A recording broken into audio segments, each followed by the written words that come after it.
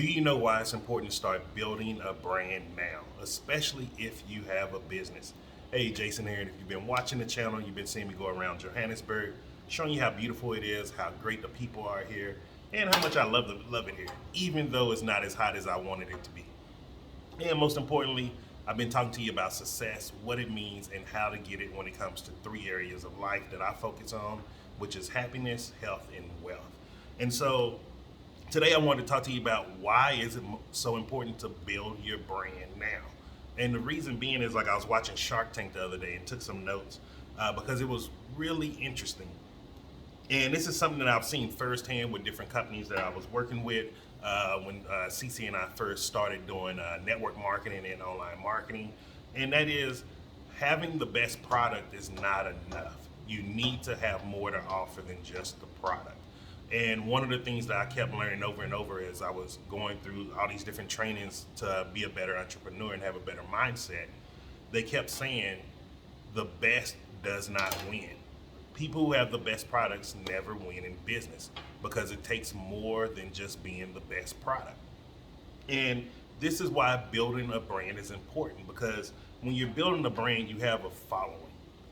And so now in today's age of social media, you can gain anywhere from for a regular business, anywhere from a following from 1,000 to 10,000 people in less than a year.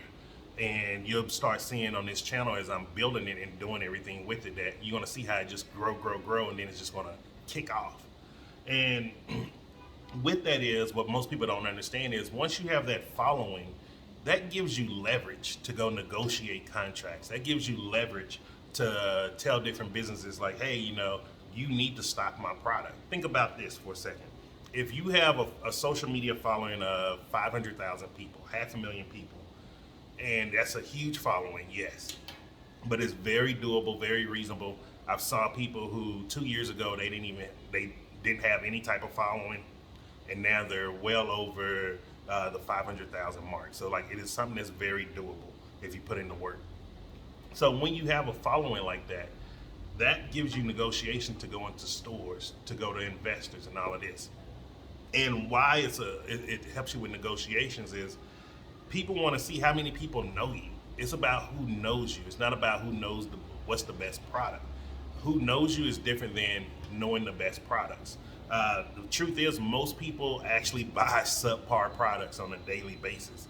Meaning, if you shop at any regular big box grocery store or chain store like that, if you're in the U.S., we're talking about Walmart, Target, things of that nature. If you're here in South Africa, even talking about Woolworths, ShopRite, Pick and Pay, all of these are the same quality stores. They don't have the best products that are on the market. And people don't know that because you don't know who the best is because they're not telling you who they are. And this is why it's so important. Like, this used to baffle me because I didn't understand why I had to focus on letting people get to know me. And you may be saying that too, like, well, they don't need to know me. It's the product that they're gonna want.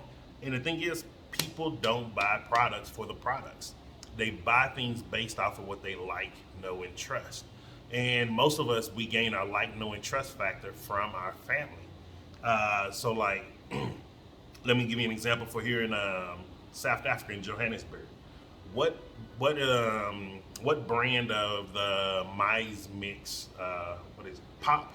What brand to make pop? What brand of the corn flour do you use to make it? Some people say this certain brand is the best. Other people say another brand is the best. And that's because they like, know, and trust it based off seeing their mom cook it, most likely their grandparents cook it, and it's just been a generational thing.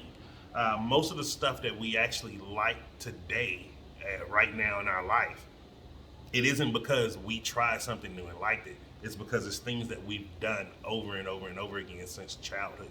And this is why most people think it's so hard to switch to a vegan lifestyle or a vegetarian lifestyle. And this is why so many people actually struggle with New Year's resolutions around losing weight or getting healthier. It's because they like, know, and trust all the foods that don't help them get to where they want to be. And they haven't been introduced to the foods, and they don't understand how to start learning how to like, know, and trust. They just, I don't like this. I don't like this. Like, to give you an example, where is it? just bought a mango. 4 years ago, I did not like mangoes. They were disgusting to me. And then I had to start doing the like, no, trust factor, meaning doing to be successful in eating mangoes because there was a lot of vitamin C and things that I wanted in it. I had to start doing it on a progressive basis, meaning every day. And remember, that's the first word in the definition of success: progressive. The progressive realization of a worthy idea. And that is the same as getting someone to like, know, and trust you. If the worthy idea that you're really holding on to is providing a great product to people and helping them, then you need to be focused on progressively building your like, know, and trust factor by building your brand. And so this is so important because even on Shark Tank, there was a guy who came on there, him and his wife, and he made a new type of pancake flour mix out of using popcorn flour, something he invented. And because it was a lot lighter, it wasn't as dense as regular flour, it was really good for people who have a high active routine. His wife was doing some kind of acrobatic stuff in the circus or something, and so she didn't want to eat heavy meals and then have to go work out because it was have her feeling sluggish. So when he figured this out, it worked great product. All the sharks tried it. All of them said it was the best pancakes that they ever ate. However, 0 sharks invested in this business, and this is the reason why they did it. They said, first problem is you have 0 social media presence. And think about this: the best product, the best pancakes they ever ate, and they know it's healthier, and they still say you have 0 social media presence. We cannot invest with you. It'll be too much work. And that's what people don't understand is like doing social media, you can either have it as a fun and game, or you can treat it like a business. And you can, by treating it like a business, people can start knowing you. But also you're laying the foundation of a real successful business with longevity in the market.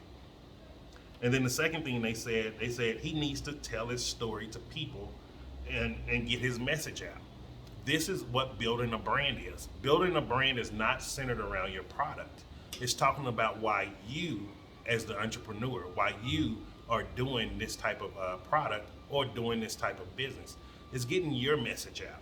So like I can tell you, like, one of the reasons why I'm doing this stuff right here now, talking about how to do happiness, health, and wealth, is I want to see people happy. I want to see people healthier. Like, I remember what it felt like to be 600 plus pounds, severely overweight, and literally just thinking I was going to die any minute. I remember what that felt like, and it sucked. And I don't want other people to feel like they have to go through that alone. I want them to know, like, yo, there's somebody out here who's been through this, so you ain't got to keep going through this. And that's one of the reasons. One of the reasons why I'm really focusing on wealth now is, you know, how many of us have these big dreams in life? How many of us have these goals we want to reach in life? However, we're always saying, but I don't have the money. But I don't have the money.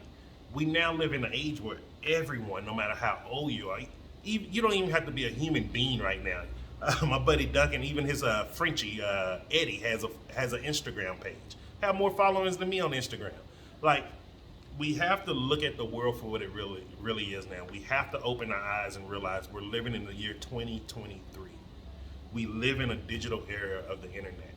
We can either continue using social media as a mindless tool that's getting us nowhere in life, or we can take control of our life and start using social media as a free business platform.